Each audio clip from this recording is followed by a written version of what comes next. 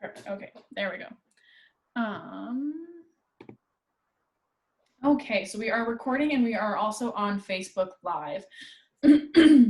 So today is the fourth of our webinar series around the COVID-19 pandemic.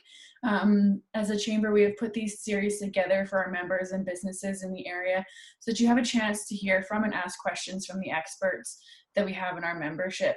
And this morning we have Ian Bowden from Websmithian, who is going to talk to us about making your website work for you. So we have set time aside at the end for any questions you may have. There is a Q&A box, so you can type your questions into that, and we will go through them at the end. Or if you prefer, you can use the raise your hand function and ask your question that way. You are all muted, and I will, if you want to be unmuted, let me know if you want to ask your question that way, if it's easier, or if there's a little bit of back and forth, I'll unmute you. Sometimes it's easier. So let's get started, and I would like to introduce you all to Ian Bowden. So in 1987, Ian founded an Edmonton-based business, Aurora Barcode Technologies Limited, and with over a dozen employees at its zenith and branches in Calgary and Burnaby. He sold it in 2019 to a competitor, and then in 2017, he began Websmithian website design and consulting. Ian has been building websites since the dawn of the internet, and realized his last career would involve this elegant fusion of creativity and functionality that remains a necessity for most businesses. So Ian has lived in the Tri-area since 1983, and while his vocation leads him to work with clients across Canada and even further abroad, he prefers to work with those in the area. So welcome, Ian, and welcome everybody else. And I would like to open the floor now to you, Ian.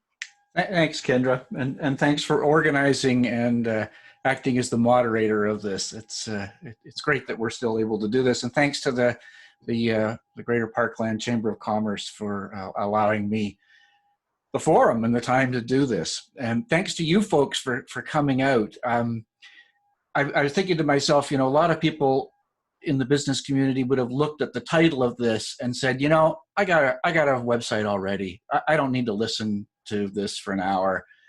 But you know, business, we need to always be looking at the way that we do things and what we do. And so thanks for showing up.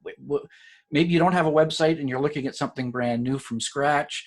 But most especially if you've already got one and you're looking at this to potentially look at the things it could do these days. What it was 20 years ago is not the same thing, a website, any longer. It can be so much more, and if people begin to creatively think and apply themselves a little bit more, they realize just how many things it could possibly do, even for the smallest of businesses. And I have to apologize for the name of the presentation. Now that you've got some time, you know, if there's anything I've learned about this situation over the last couple of months, it seems half the world is working twice as much as they used to, and the other half of the world is working a lot less than they used to. So I apologize for just assuming that you've all got some time, and I thank you all that you've come here and spent some time. And last but not least, I will note I do need a haircut. I'm hoping that my barber opens in a couple of weeks and I get to that.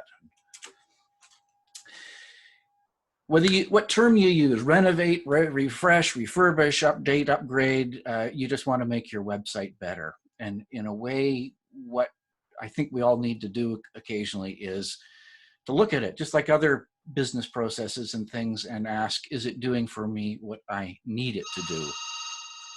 And I put the term need there because it's not what I want it to do necessarily, it's what I need it to do. And I'll ignore that phone.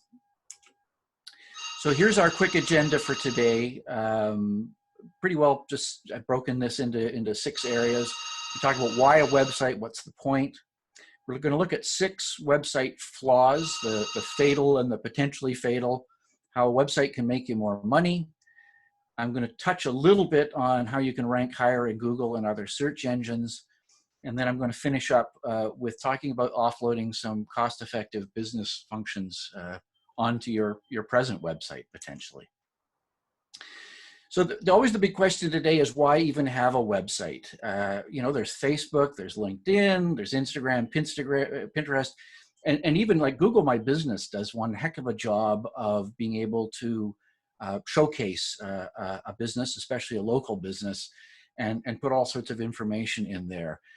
But in the end, none of those things compares to the flexibility and the breadth, all of the things that you can do with a website. And because ultimately everyone checks you out through your website, you know, a good website legitimizes and it enhances your business. A bad website doesn't. And I would even go so far as to say a bad website is a liability to your business. And we'll explore a little bit of that as we go along here. So ultimately, what's the reason for a website? Plain and simple, for those of us in business, it's to drive sales. It's to convert visitors that come to that website into customers or clients. And like anything in business, we do a quick and simple cost justification. Is this thing that I'm doing going to make me more money than it costs? And I would suggest that a website is really no different than all of those things. So the first thing I want to talk about is flaw number one. Your website looks and it functions as if it were made at the turn of the century. If I came over to your house and had a cup of tea with you or a beer and needed to use the bathroom, and I went to your bathroom and it looked like this, I would kind of be wondering exactly what was going on, because this is a pretty nice bathroom back in the 1960s or the 1970s. But obviously, if your bathroom looked more like this, with one of those, of course, lakefront views that Spruce Grove and Stony Plain and the County of Parkland are famous for, obviously this would reflect significantly higher on you. So, you know, it's the time of year. Let's shop online for a landscaper. And if we look at a website like this, the first impressions that I get, you know, menu titles like photo galleries, 1, 2, 3, and 4, a small picture, using old-fashioned fonts and things. And then you compare that to another, you know, a competitive website, basically somebody in the same business. It's pretty well night and day comparing those two as to who's maintaining their website and who cares about the image that they're putting forth when people visit and look for their website. Let's say we take that further and we need some landscaping supplies. This one amazes me. It's an Edmonton company, but when you look at it, you wonder, oh my goodness. As a comparison, there's a landscape supply that shows me pictures and illustrates exactly what it is. And I know that I've come to the right place when I've arrived at this website. Let's say we want to shop for bookkeeping services. I swapped them this time. This one looks pretty good, you know, bookkeeping services for business. Looking at something like this, this is sort of the dawn of the internet website building. What kind of impression is this company putting out there? Say we want to shop online for dentures. Once again, I flipped them here. Nice website. Above the fold, I love this. We have this, every smile tells a story. Let's make yours a bestseller. And a direct competitor in Edmonton has a website that looks like this. This goes back to that great saying, you have only one chance to make a first impression. Flaw number 2, your website is not responsive. Responsive is a fancy word in the website building world for not mobile friendly. What we want in a website is one that looks proper and functions properly on a desktop, on a laptop, a tablet, and a smartphone. And a significant number of businesses still to this day do not have such a website. They're not mobile friendly. Currently, statistically, about half the world's website traffic comes from smartphones. And that, of course, is increasing and will continue to increase as their speeds get faster and their adoption becomes broader. So if only, you can say, all right, well, I'm in a different kind of business. I figure only maybe a quarter of my customers comes to me through a smartphone, or might find me or be searching for my business on a smartphone. And if it's only 25%, then that fundamentally means that you aren't even picking up the phone 1 out of 4 times, because anybody with a smartphone that comes to a website that is not mobile friendly is probably not going to use it unless they have to. So I want to quickly just show you, take a look here at a few websites. So just to give you, an idea, this is a typical website, just simple business website that's, conservative in nature to some degree. I can do the quick mobile-friendly test by just simply squeezing my screen. And as you can see, everything reflows nicely. But really the more proper way to do this, most web browsers have the ability to actually, with a single click, and this is looking at this website from a smartphone. In this case, a Galaxy S9. So as you can see, everything flows properly. Everything is formatted properly. The menuing system works its way into what we call the hamburger menu up here, and everything looks pretty darn good. So here's an example of a website that looks pretty good. We have a little slideshow happening here, and as far as we could tell, everything looks pretty good until we put it into mobile form. And I've had people tell me, oh, no, my website shows up on smartphones. But if this is the way that your website shows up on a smartphone, as you can tell, it's not even navigable. Looks pretty good until I put it into mobile phone format. Here's another landscaper. I'm not sure why they have such small pictures of their work. It's unfortunate, but on a smartphone, that's what it's going to look like. And I'll take you back to this horrible one here, this horror. Strangely, actually, this is mobile friendly, but obviously nobody has ever looked at this website through a smartphone before, because it's still pretty crazy and pretty busy. And just to show you that even taxpayers' dollars don't buy a mobile-friendly website. Oops.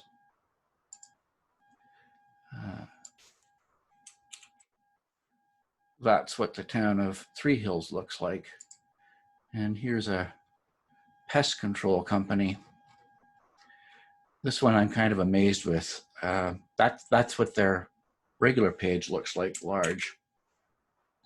And when we go here, they want us to look through all the places that they handle.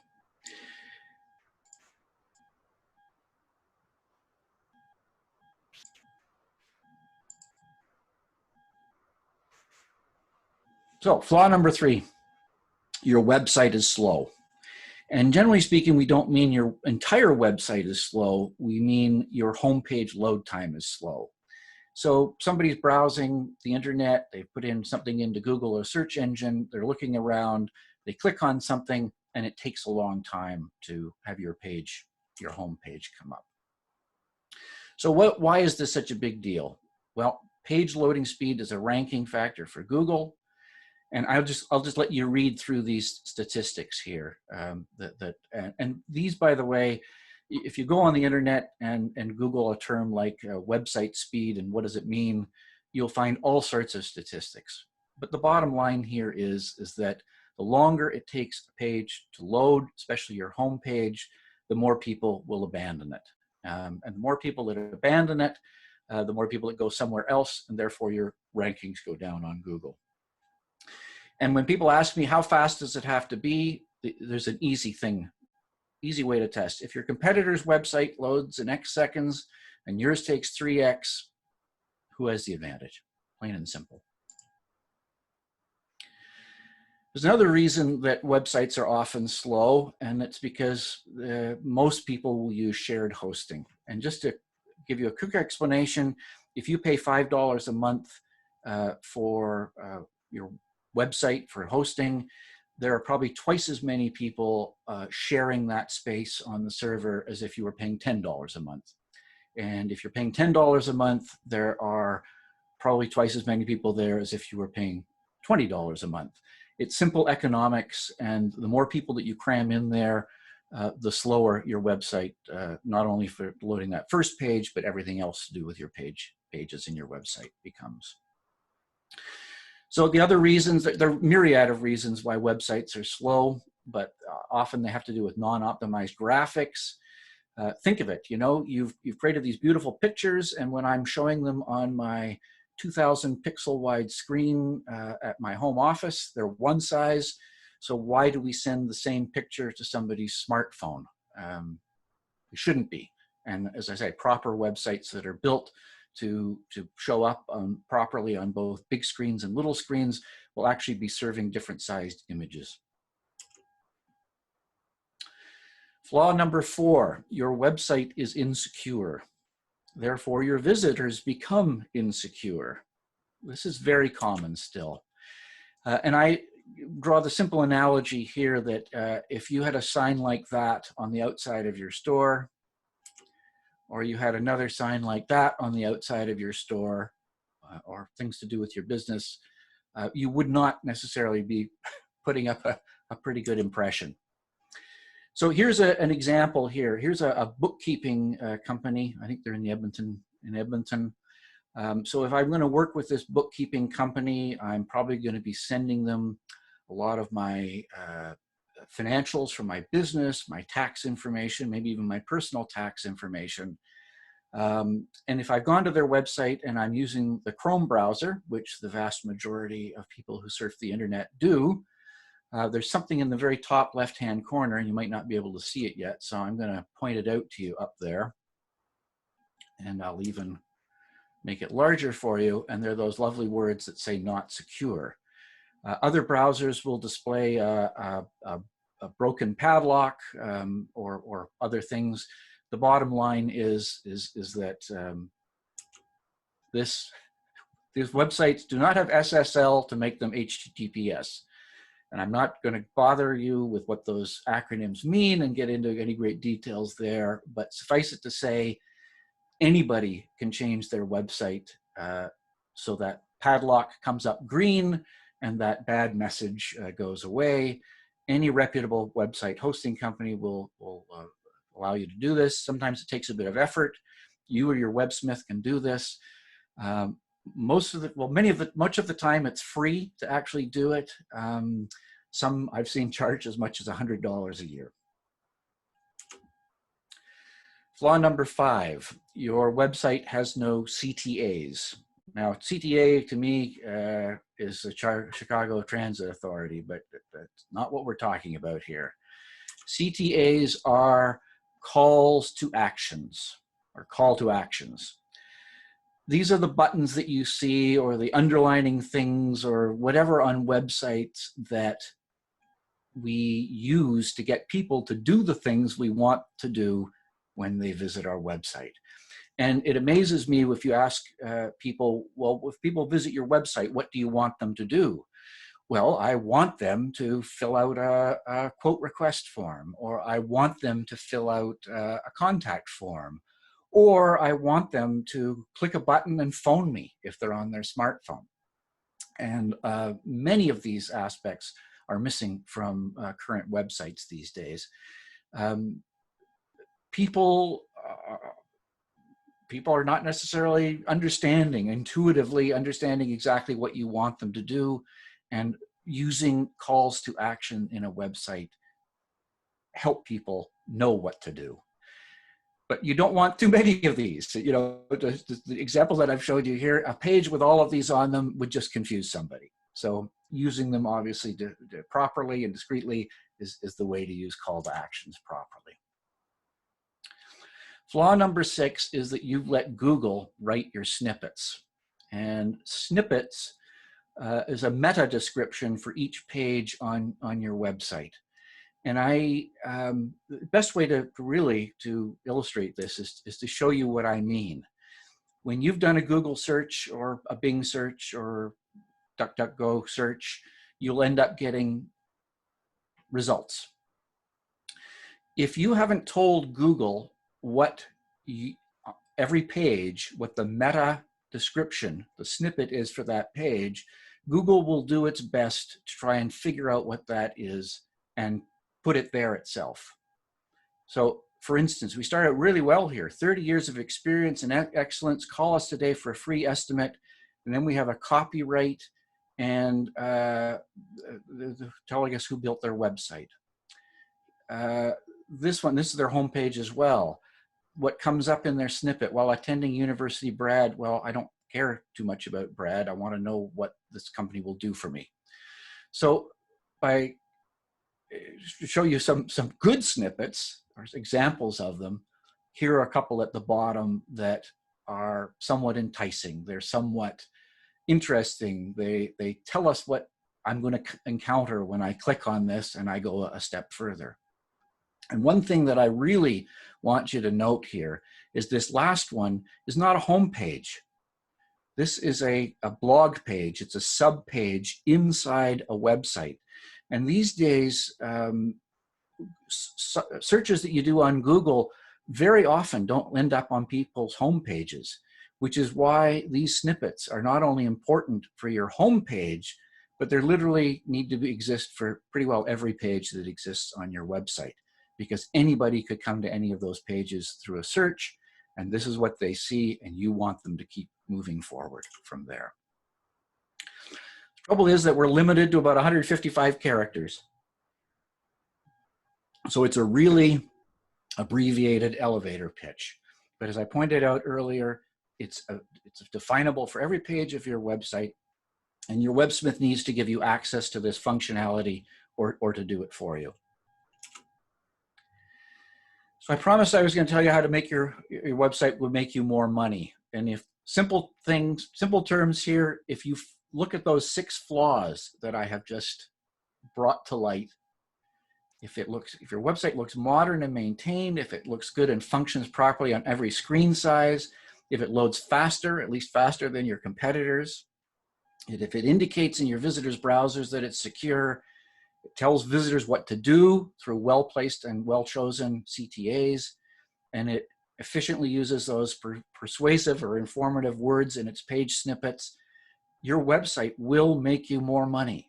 No doubt about it, because all of these 6 flaws, these impediments, these reasons for people moving on and going to somebody else's website will no longer be a problem. I want to talk a little bit about having your website rank higher. And I put the logos here of the 3 largest search engines out there these days. For those of you who don't know the one on the right, DuckDuckGo is rather interesting. It's been around for many years, and if you're of the mind that you don't want Google or Microsoft to know every detail about your life and things that you're looking for, and have things pop up, ads for fishing rods because you'd mentioned on Facebook that you were going fishing this weekend with a friend, DuckDuckGo is the place to go, because it's basically a not-for-profit search engine that doesn't do the things that Google and Bing do. So what you have to think to yourself here is ultimately the point of a search engine is to anticipate and understand what a searcher wants and then to take them there. And therein lies the problem, because what a searcher wants is conveyed solely through the words that they're typing into the search box. And every year, Google and Bing and DuckDuckGo get better at anticipating what this is. And all of this is called search engine optimization. We want our website to be optimized for search engines, we want it to be as close to the first page as we possibly can. And I point out a need here that sometimes there's a need here and sometimes there is not. If you're the only tire store in Conklin, Alberta, you probably don't need SEO. An Italian restaurant in Spruce Grove doesn't need SEO because we all know the best Italian restaurant in Spruce Grove, and chances are, if that was your Google search, it would come up with that. An arborist or a pest control company in the tri-area could definitely benefit from SEO. I don't know about a liquor store. It may benefit from SEO, it may not. But a company in Parkland County that manufactures and sells unique baby apparel online will not survive without SEO. So when we look at different businesses and their requirements for being top of listings in search engines, it varies greatly depending on whether you're a local business and just how much competition there is in your particular sector. And the keywords that people use, if you want to be ranked high for the term best pizza, and the word pizza isn't used repeatedly on the website, it's not going to rank. And in fact, if the term best pizza is on the website, it will help you. And if you want to experiment or know anything about the search terms that people are using, there are many sophisticated tools that go well beyond what I'm just about to show you here. But if you want to have a pretty good idea of what people are looking for, I type the word pizza into the Google search box here, and the suggested things that Google gives me are there because those are the things that people are searching at the moment. If I put the term best pizza in here, these are the things that people are searching for. Best pizza dough, so there's a term that comes up 4 or 5 from the top. So if that term was in my website for my pizzeria, that might be a potential search term that I should be incorporating, a keyword that I should be incorporating into my website. If you want to find out if your website is responsive, Google has a lovely little test. You just go to it. You just Google the term mobile friendly test Google. You punch in your website name here and click on it, and it will tell you whether your page is mobile friendly. It will not tell you, it'll tell you it's mobile friendly officially. It will not tell you whether it's truly mobile friendly in the way that it's properly arranged and is actually easily readable by people. That website that I showed you earlier on is an example of this.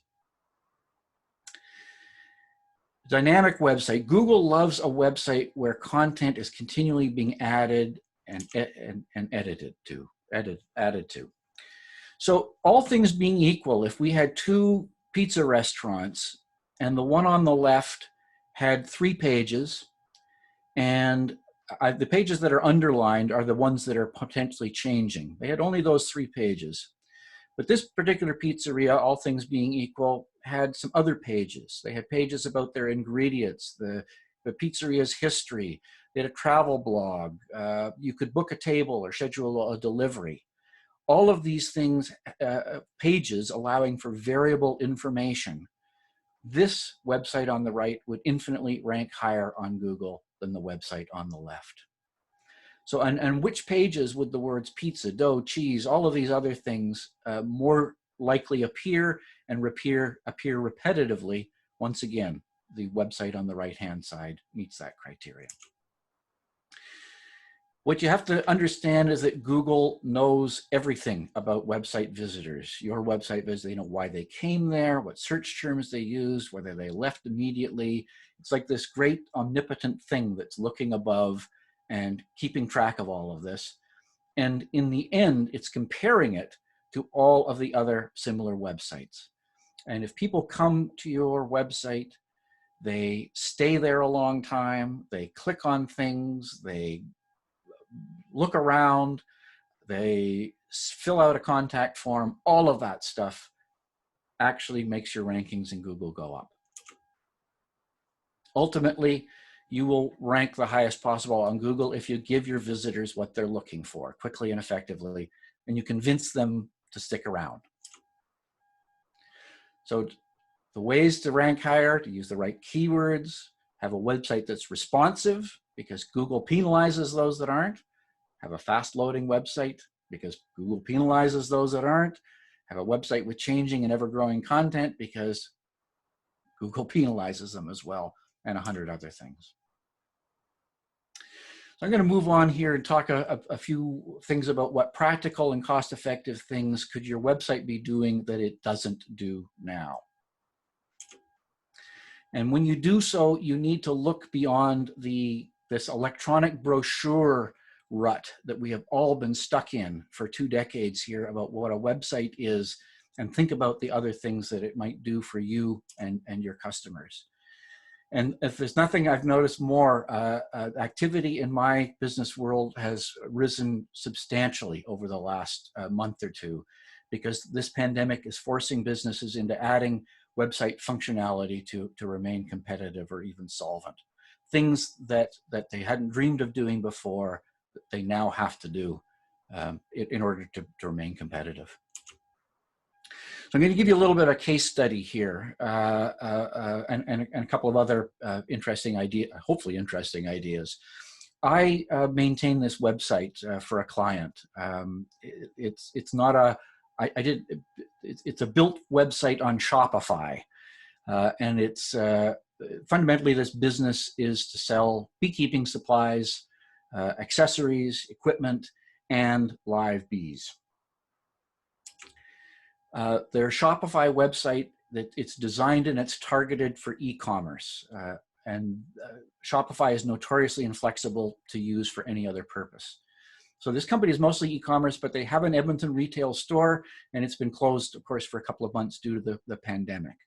So imagine in March that this thing is encroaching upon us, and they're looking at 75% probably of their annual business being done in the months of April, May, and June.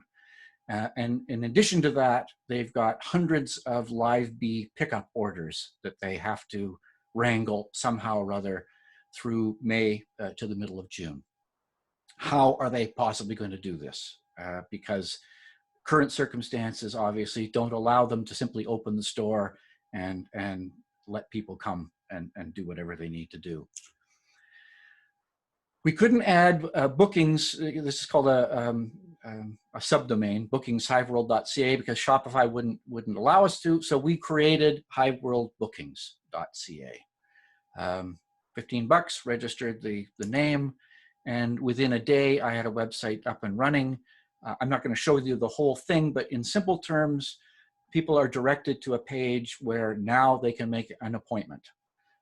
Depending on whether they're picking up live bees, whether they want to pick up something that they've ordered online, or whether they just simply want to come and visit the store and ramble around for a little while and buy some stuff. So in the same way that these days we can book a blood test or book a haircut at our barber, this is how this business has turned. And you can book the quick pickups are 10 minutes, one person at a time. If you want to browse the store, they'll give you a half hour and guarantee that no more than you and one other person, and each of you can bring one person, can come to the store and browse simultaneously. And it's been working beautifully.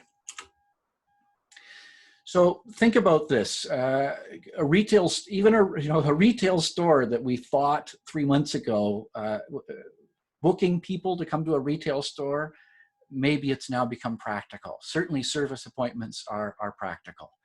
E-commerce, being able to change your business model to be able to start selling things online. Restaurants, I can't understand why maybe the top 5 dishes, a lot of restaurants and haven't created an adjunct to their website that would allow you to quickly and easily order them and pick them up by curbside. Adding blogs and articles and newsletter signups to collect email addresses are other ways viable ways to add website functionality as well. And I want to leave you with another thought here.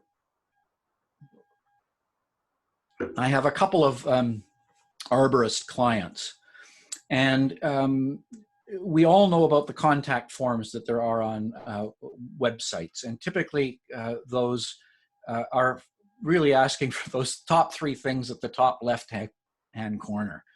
And it usually, fill those out, click it, it goes in, and an email arrives. But this arborist and I sat down and thought, what would I really like to know when somebody is giving me this information? So now we give the ability for them to actually click the types of things that the services that they're interested in.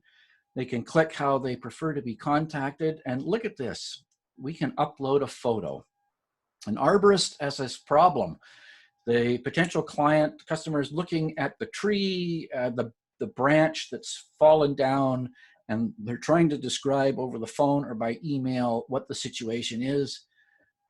This way, they can take a picture with their smartphone or a few pictures with their smartphone and actually send and upload those to the arborist so that he has an idea of the situation and what equipment he can possibly bring to the site the first time, knowing exactly more about the client's situation. So in this form, we send an auto reply to the customer when they fill this out. How many contact forms have you filled out that don't send you anything back? I don't even know if it got there. I'm not sure. Well, let's send them an auto reply. Maybe put some qualification questions in here and collect a little bit of added information. Potentially, let's allow our customer to actually upload some media. And if you've got a customer relationship management system, we could import this information directly into that system automatically for you, directly from the contact form. So there's something, relatively bland and simple and straightforward that a lot of websites have. Just even enhancing it to this degree may actually get more people clicking and going through and submitting inquiries to you, your company. And if nothing else, you will be armed with substantially more information when you email or phone them back. So I know that was speedy. I went through a lot of slides and a lot of information there. I know I probably ruffled a few feathers with a few websites that we looked at that weren't all that nice, but I just wanted to show good examples to people of what we're looking at in the real world these days. And are there any questions, Kendra? Yes, I haven't seen any questions come up yet, but if anybody has any questions, you can type them into the chat or the Q&A box, whichever you would prefer.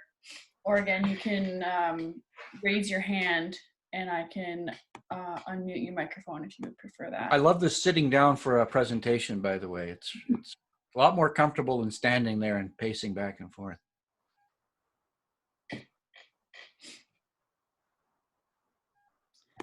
So I maybe have a question maybe to start us off. Ian, when you were checking the responsiveness of websites, you were switching it to mobile, Yep. to the Samsung phone, just with a couple keystrokes. Are you able maybe to tell everybody how to do that?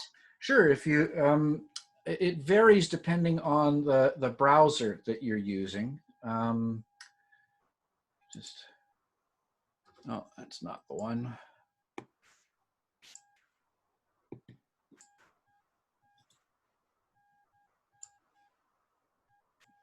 Yeah, this was the screen I was looking at.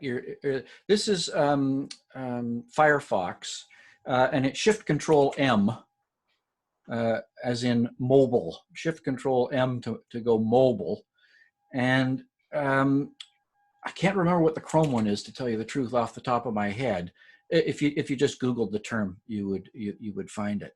And by the way, just as a note of explanation here, this is what this website looks like on an iPad. Not bad, but this mess at the top here, I'm not quite sure about. So let's look at this one on an iPad. And most of the time we can add, here's an iPhone 6, for instance. not much better on an iPhone 6 than on a state-of-the-art Android. They all look pretty well the same. So yeah, that's built in into browsers, and there are even extensions to browsers that you can get that will show you this sort of thing as well. We do have one question. And that's available to anybody. because it's built into the browser. Good to know. Good to know. So I do have one question here from Susan. She says, I am a licensed interior designer, which has more qualifications than an interior designer. She goes, I'm fine if I list that license title, but I have added interior designer on my website and I don't show up on the Google first page. What am I missing? Well, the sort of step-by-step through it, you would have to learn what the crazy thing about the internet, of course, is that you can look at your competitors' websites and learn with the right kind of tools what search terms people are using to find their websites. And once you find what those terms, and by terms I mean not just single words, they're usually, they call it, the official word is long tail keywords, but they're really terms. They're 2, 3, 4, 5, sometimes even 6 words long. In the simplest of terms, if you can put the actual words of the search term into your website, first of all, you'll do better that way. And the more times that those words appear on your website, the better off you'll be, with one big exception. Back in the early days of this, the Google and other search engines, you could do something called keyword stuffing. So this interior designer person could put the word interior design literally dozens of times on a page and maybe even hide those words by making them white text on a white background. So people wouldn't see them, but the search engine would see them. Well, obviously this was figured out and it's circumvented. So what you have to learn, and it's only through experimentation and of cause and effect, is that yes, those words need to appear more and more on your website, but you also need other words on the website to dilute them, so to speak. And if you go back to the thing that I talked about earlier, talking about a website needs to be dynamic and a website that is always growing, Google loves, and generally speaking, all search engines love this. So as an example, if you're in the interior design person, what you should really be doing is creating a blog, or call it articles, or call it case studies, or whatever, about the work that you've been doing. Here at Mr. and Mrs. Jones' house, this was their problem. Here are some before pictures. This is what they needed, and these are all the great things I did for them. And you write an article that's 600, 1,000 words long, something like that. But of course, because that article uses the words architectural or design and interior and furniture and wallpaper and floor coverings and window coverings and all the other things that make up that milieu, then Google understands more about what your business is. And strangely, you start coming up in a lot more searches for terms that you never even thought you'd be good at. I hope I answered that. A little long-winded. I think, no, that's definitely good. I think some people, they hear the term SEO and they're like, oh crap, right? They get overwhelmed by it, but it's you using using those words in your website as you're building your pages. To be honest, you know, if you want to be at the higher echelon, I'm not the kind of guy to talk to, because you can only be an expert in so much. And if you want to be in that upper echelon, you either have an employee or you're paying somebody hundreds or even thousands of dollars a month to keep you up there. Fortunately, most of our businesses, certainly on a local level, are never that competitive. So people like me just do the sensible and obvious things, like the things that I've gone over already. And yeah, it does become a little bit of a bun fight because it is open and it is, everybody else is fair game out there. So you learn and you refine, and it's another reason, you know, that all of those people that thought that I won't look at this presentation today because I've already got a website, may learn some reason why they're always number 10 or why they're always, you know, on the 5th page, because just doing a few subtle things may take a little bit of time and effort. Bit by bit, you will find your way up. All Once right. again, let's talk about that omnipotent Google. They're keeping track of people come to your website. If a lot of people come there and obviously find the information that they're looking for those search terms, you're going to make your way up in the rankings. Simple as that. Okay, Len, I'm going to open up your mic here. If you want to ask your question, I saw your hand was raised. Hey, Len.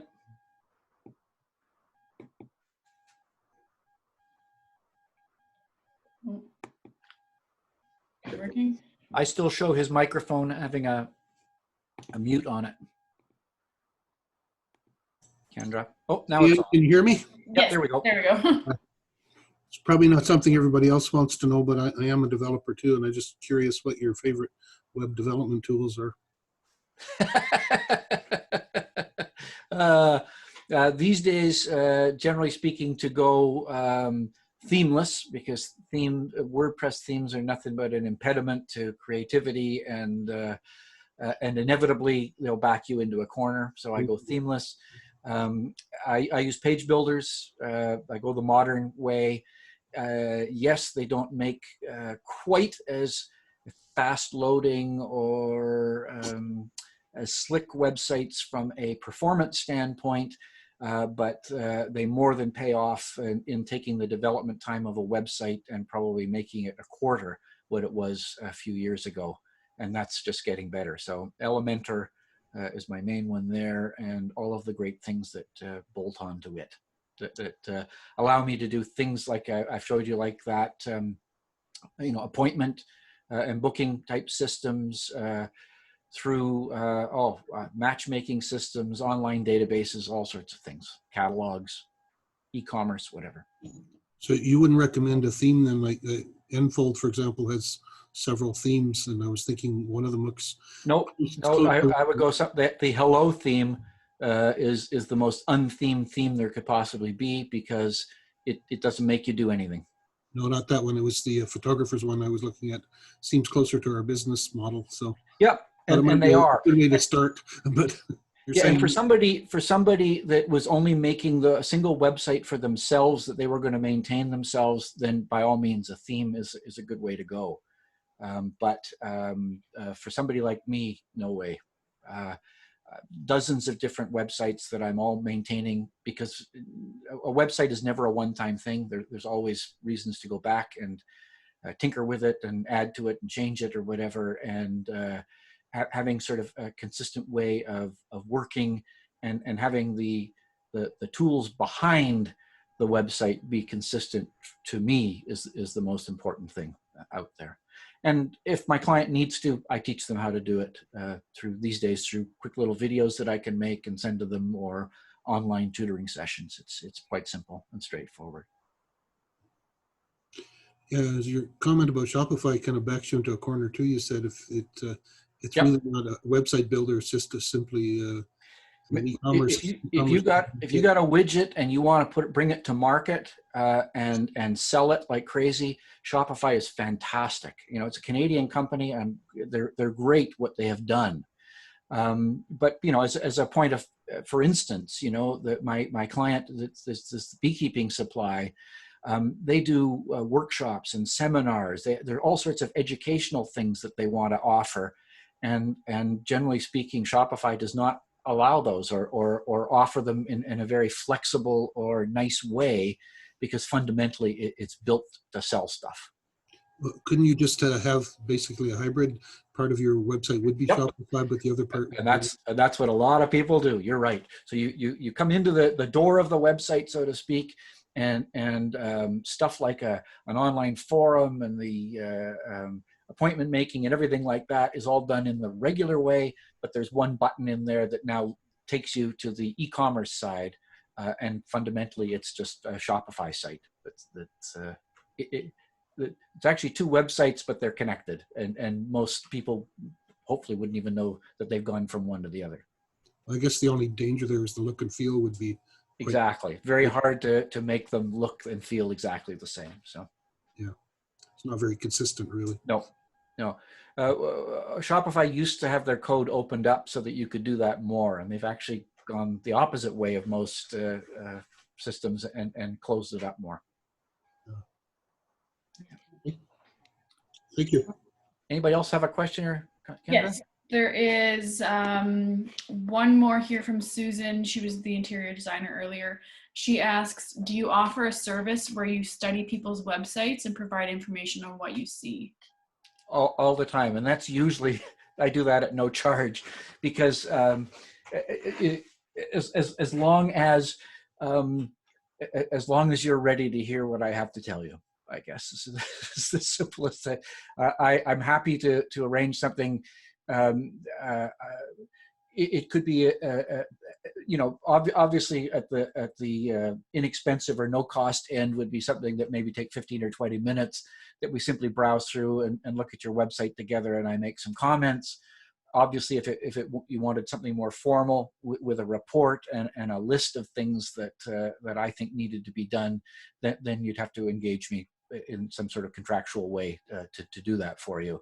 But it's very commonly where I start with people, because they're frustrated. They know this website is supposed to be doing more for them and their business, and it's not doing it, and they don't really know why. And sometimes it's as simple as, sometimes it's as simple as it's got not secure, and a lot of people just don't like to go into a website that says not secure. But sometimes it's aesthetic things, functionality, all of the other things that go with it. So I'm happy to help somebody through a critique, and then perhaps some work beyond for that. All right, is there any other questions? We've got those ones all answered. Well, if anybody does have any questions afterwards, if you're thinking about things over the long weekend or tonight, definitely you can contact Ian. His email address is there. Or if you want, you can contact us at the chamber and we can put you in touch with Ian. And if you want to go back to this, we will have the slides as well as this recording up on our website afterwards for you to reference back to it if you would like. So that kind of concludes everything today. So thank you, Ian, for thanks again, Kendra, for reaching out to me about this and organizing this and moderating it, because it's really great to have somebody else. Yep. You're a good sidekick. Thank you. So just before we wrap up, I would like to thank all of our members for your support and for trusting us as your Chamber of Commerce.